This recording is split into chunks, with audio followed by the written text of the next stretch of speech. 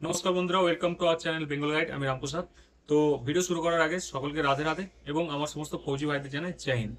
তো দেখো, 2026-27 সব থেকে ফার্স্ট অগ্নিবীর যারা জয়েন করেছিল তারা রিটায়ার্ড হবে। তো প্রথমে বলে রাখি, যারা বলছো 50% বা তার বেশি 75% পর্যন্ত রাখবেন না, এখনো পর্যন্ত কোনো অফিসিয়ালি নোটিশ প্রকাশ হয়নি। স্রেফ 25% রিজার্ভেশন দেওয়া আছে আর্মির মধ্যে। 25% লোকই যারা কাজ করছে অগ্নিবীরে তারা একমাত্র 25% ওখানে যেতে পারবে, বাকি 75% কিন্তু হয়ে যাবে আউট।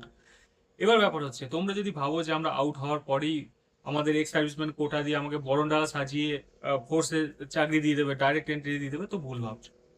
সমস্ত ক্রাইটেরিয়া তোমাকে পূরণ করতে হবে। মানে কি, তুমি একজন অগ্নিবীর রিটায়ার্ড হয়ে গেলে 4 বছর সার্ভিস করে, সেক্ষেত্রে তোমাকে একটা কোটা দেওয়া হবে, এক্স সার্ভিসম্যানের কোটা।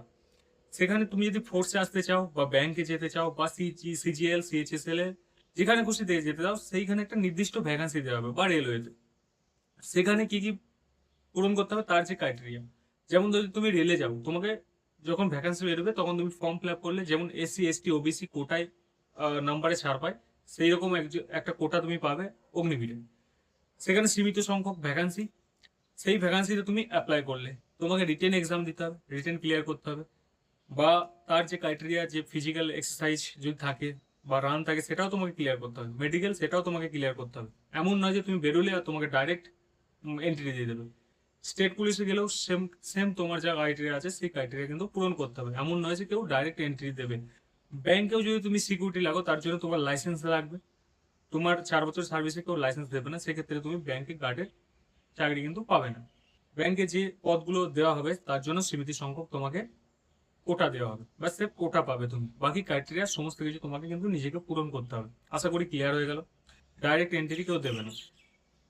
এবার ব্যাপার হচ্ছে, সব থেকে মজার বিষয় হচ্ছে এটা, যে 2026, 27, 28 এই 3 বছরে যারা রিটায়ারমেন্ট হচ্ছে তাদের জন্য চাকরি পাওয়া কিছুটা হলেও আসান হবে অন্যদের থেকে।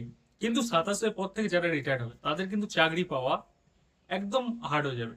কারণ প্রতি বছর সরকারি চাকরি তোমাকে নোটিফিকেশন আসবে না, ফোর্সের আছে। এবার ফোর্সের ক্ষেত্রে আমি বলে রাখি যে তোমাদের ডাইরেক্ট এন্ট্রি কেউ দিচ্ছে না, সমস্ত ক্রাইটেরিয়া পূরণ করতে হবে, মেডিকেল ফিজিক্যাল সমস্ত কিছু।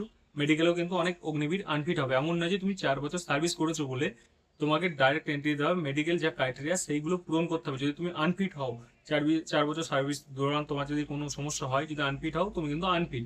এবার ব্যাপার হচ্ছে, আইটিবিপি আর সিআরপিএফ এই দুটো ফোর্স এমন যারা তোমাকে কোটা দিচ্ছে 50%। কেমন 50%? মানে এই নয় যে যারা রিটায়ার হয়ে গেছে তাদের 50% তুলে দিয়ে দেবে না।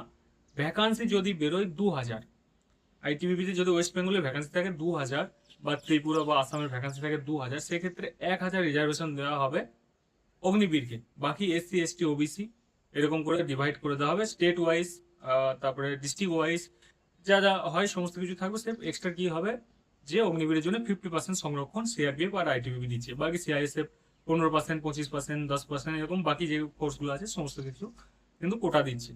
তো শুরুতে যারা আসবে তাদের ক্ষেত্রে একটু সুবিধা হয়ে যাবে, কারণ তারা অনেক জায়গায় অ্যাপ্লাই করবে আর সীমিত সংখ্যক থাকবে। হয়তো দেখা গেলো যে ব্যাংকের কোনো একটা সার্ভিসের ক্ষেত্রে এক্স সার্ভিসম্যান কোটা দিয়েছে হয়তো 20টা, সেক্ষেত্রে হয়তো 30 জন অ্যাপ্লাই করবে, সেক্ষেত্রে 50% তারা ওখান থেকে নিয়ে নেবে। বা আধা সামরিক বাহিনী বা প্যারামিলিটারি ফোর্সে দেখা গেল 50,000 ভ্যাকান্সি বেরিয়েছে, সেখানে হয়তো 10,000 ভ্যাকান্সি অগ্নিবীরদের জন্য দিয়ে দিয়েছে।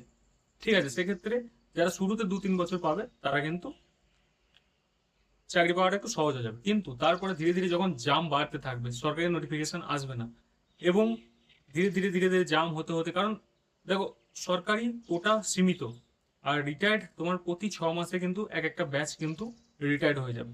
তো সেক্ষেত্রে গ্যাদারিং বেড়ে যাবে। তো 2028-এর পর থেকে এদেরকে কোচিংও নিতে হবে, স্ট্রাগলও করতে হবে। একটা নর্মাল ছেলে যতটা নাম্বার পায় ততটাই কিন্তু পেতে হবে। তো শুরুতে যারা রিটায়ার্ড হচ্ছে তাদের জন্য একটু খুশির খবর, একটু বেশি নয়। বাকি যারা পরবর্তীতে রিটায়ার্ড হচ্ছে তাদের জন্য একটু দুঃখেরই খবর।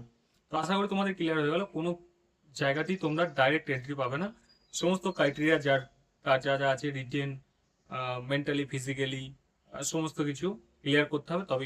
তো আজকের ভিডিও এতটাই। যদি ভালো লাগে একটা লাইক করো, আর যদি চ্যানেল তুমি নতুন দেখে থাকো, এরকম আরো নানান ভিডিও পাওয়ার জন্য চ্যানেলটা সাবস্ক্রাইব করো। আর তোমার পরবর্তী কি কোশ্চেন আছে, কমেন্ট বক্স খোলা আছে, কমেন্ট করো, আমি যথারীত অ্যান্সার দেওয়ার চেষ্টা করবো। বা অনেক যদি কমেন্ট আসে সেই বিষয় নিয়ে আমি ভিডিও বানিয়ে তোমাদের ডাউট ক্লিয়ার করবো। তো আজকে এতটাই। জয় হিন্দ, জয় ভারত।